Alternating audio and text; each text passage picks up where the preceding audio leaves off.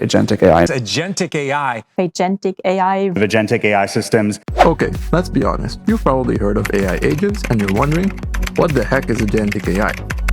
You probably already use ChatGPT, but is this just ChatGPT with a cape?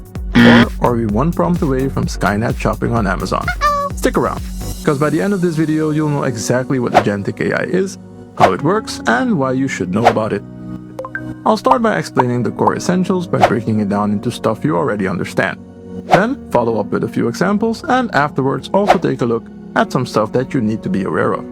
Let's break it down, fast, fun, and factually. Agentic AI is a system made up of multiple AI agents that doesn't just respond, it acts. Let's break that down. Most of you probably already use or have at least heard about ChatGPT and others such as Google Gemini or Grok. These systems are large language models.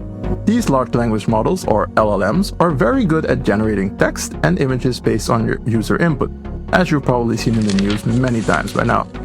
They have broad general knowledge, but lack access to specific knowledge, like for instance, your work calendar or data that is specific to your business. But what if you gave ChatGPT access to that data? That is one of the key features when using AI agents. You give them tools to get the job done. In an agentic AI system, you have multiple AI agents working together. But what makes AI agentic? Let's break it into 4 features. Goal-oriented, it works towards a user-defined objective like research the best cameras. Memory, it remembers past steps and decisions. Tool use, it can access APIs, scrape websites, send emails, or write code. Autonomy, it can make decisions without asking your permission every 2 seconds. So let's see what that would look like. Say you wanted to book a weekend getaway. You have a few criteria, like needs to be in the weekend, shouldn't cost more than $300. You would prefer a spa option. So now that we have our criteria clear, this is what it would look like in an agentic system. You have yourself that gives the goal as input, and the AI agents go to work. These agents have access to the internet and also to your Google Calendar and Gmail. This gives them all the tools they need to perform the task. The difference with just using ChatGPT is that now the agents are making decisions and acting by using the LLM, and not you anymore. All of these agents working together with an LLM will be able to book your trip, block it in your calendar, and make sure you get the confirmation in your email. So all that's left for you is to make the flight. We could try and actually build this one in a future video. If that's something you're interested in, let me know down in the comments. Examples of AI agent systems or frameworks are ChatGPT agent. This one is pretty new. OpenAI's own hands-on assistant. It reads your tasks, plans the steps, and carries them out. Browsing sites, filling in forms, running code, all while checking in with you. It's like giving your AI a mouse and keyboard in this case. Then you have Crew AI. Think of it as an AI workspace simulator that defines multiple agents with roles, and Crew AI manages how they collaborate.